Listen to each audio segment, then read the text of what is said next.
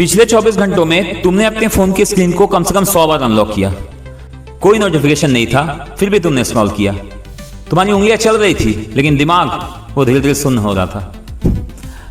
देखो यार, मैं कोई तुम्हें कम फोन चलाओ जैसी पुरानी ज्ञान की बातें देने नहीं आया, क्योंकि वो तुम्हारी मम्मी ऑलरेडी तुम्हें दे चुकी है।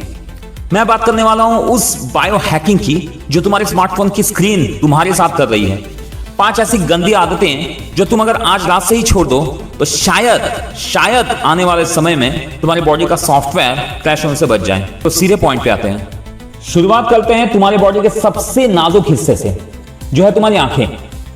रात के वक्त कमरे की सारी लाइटें बंद करके, फोन की ब्राइटनेस फुल करके तुम रील स्क्रॉल करते हो, तब असल में तुम एक बायोलॉजिकल मर्डर कर रहे होते हो अपने उन सेल्स का जो तुम्हारे आंखों के पीछे होते हैं, जिन्हें रॉड सेल्स कहते हैं, और जो तुम्हें कम रोशनी में देखने में मदद करते हैं। जब अंधेरे में 500 नीट्स की चमकदार रोशनी अचानक से तुम्हारी स्क्रीन से तुम्हारे आंखों की पुतलियों पर पड़ती है, तो ये सेल्स सीधे शॉक में चले जाते हैं। मेडिकल टर्म में हम इसे क्रॉनिक विजुअल फटीग कहते हैं।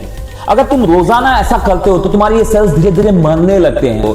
मतलब जब तुम आने वाले समय में किसी अंधेरे कमरे में घुसोगे तो तुम्हें वो सब धुंधला दिखाई पड़ेगा जो पहले तुम्हें क्लियर दिखती थी। मतलब तुम धीरे धीरे अपने आंखों की नेचुरल नाइट विजन खो देते हो। तो फोन का ऑटो ब्राइटनेस मोड कोई फीचर नहीं है, ये तुम्हारे लिए लाइफ सेवर है, इसे हमेशा ऑन रखना।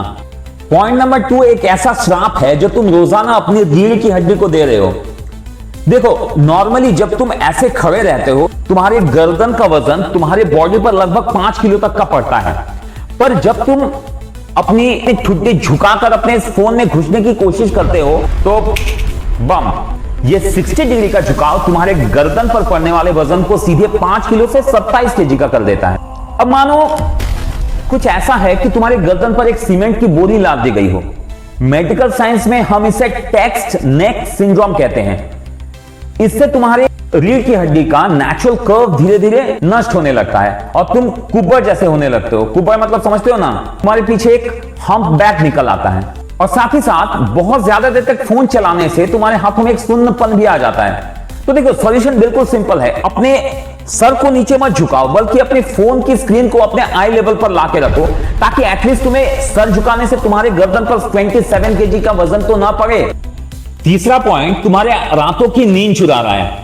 देखो, हमारे फोन से एक खास तरह की वेवलेंथ की ब्लू लाइट निकलती है।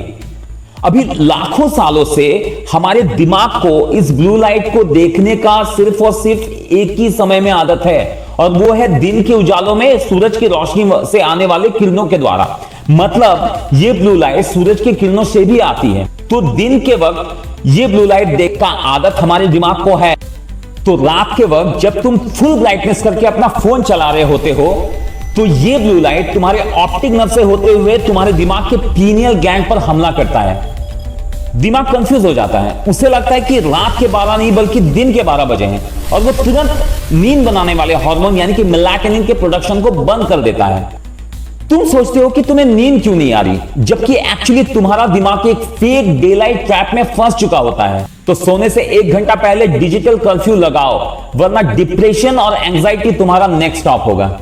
चौथा पॉइंट, अच्छा बताओ, क्या तुम्हारी आंखें अक्सर लाल रहती हैं या उनमें चुभन जैसा कुछ होता है? होता है? कांग्रेचुलेशन, तुमने अपनी आंखों को रेगिस्तान बना लिया है। देखो, एक नॉर्मल आदमी अपनी आंखों को साफ और गीला रखने के लिए 1 मिनट में कम से कम 15 से 20 बार अपनी पलकें झपकाता है। पर जब तुम फुल गेमिंग राउंड में फुल कंसंट्रेशन मोड में होते हो या फिर कोई सस्पेंस थ्रिलर वीडियो देख रहे होते हो, तो तुम्हारे ब्लिंक रेट क्रैश होकर 15 से सीधे 5 पर आ गिरता है। पलकें न झपकाने की वजह से तुम्हारी आंखों को सुरक्षा देने वाली पानी की लेयर यानी कि टीयर फिल्म हवा में उड़ जाती है और तुम्हारी आंखें अंदर से सूखने लगती हैं। मेडिकल टर्म में हम इसे ड्राई आई इवेपोरेटिव सिंड्रोम कहते हैं। देखो, इससे निपटने का सिर्फ एक ही इलाज है, द 20-20-20 रूल। मतलब हर 20 मिनट के बाद फोन को अपने आंखों से दूर करो और 20 सेकंड के लिए 20 फीट की दूरी में रखे किसी ऑब्जेक्ट को देखो, और इस दौरान कम से कम 5-6 बार अपनी पलकों को बहुत जोर जोर से झपकाओ। इससे तुम्हारी आंखें कुछ हद तक स्वस्थ होने लगेंगी। 5वां पॉइंट वो है जो तुम्हारे नर्वस सिस्टम का सबसे बड़ा ग्लिच है, द फैंटम वाइब्रेशन सिंड्रोम। अच्छा, तुम्हारे साथ कभी ऐसा हुआ कि तुम्हें अपनी जेब में रखा हुआ फोन वाइब्रेट होता हुआ महसूस हो? तुमने फोन निकाला, चेक किया, कोई नोटिफिकेशन नहीं था, कोई मैसेज नहीं, कोई कॉल नहीं। एक्चुअली में ये तुम्हारे दिमाग का वो हिस्सा है जिसे स्मार्टफोन ने हाईजैक कर लिया है। लगातार सोशल मीडिया पे लाइक्स और नोटिफिकेशन चेक करने की वजह से तुम्हारा दिमाग एक डोपामिन लूप में फंस चुका है।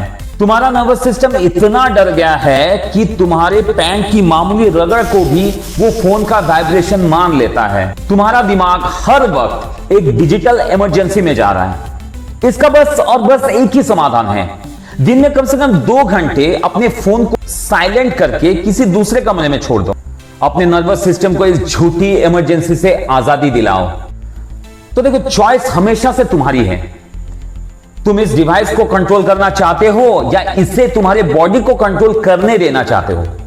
तो मैं चाहता हूं कि इस वीडियो को खत्म करने के बाद तुम 5 मिनट के लिए अपने फोन को साइड में रखो, अपनी आंखें बंद करो, अपनी गर्दन को थोड़ा सा स्ट्रेच करो और फील करो कि वास्तविक दुनिया कितनी शांत और सुंदर है। यह वीडियो अगर तुम्हें थोड़ा सा भी रिलैक्सिंग लगा हो तो वापस आकर चैनल को सब्सक्राइब कर देना, वरना या तो कमेंट में लिख के जाओ कि भाई मजा नहीं आया।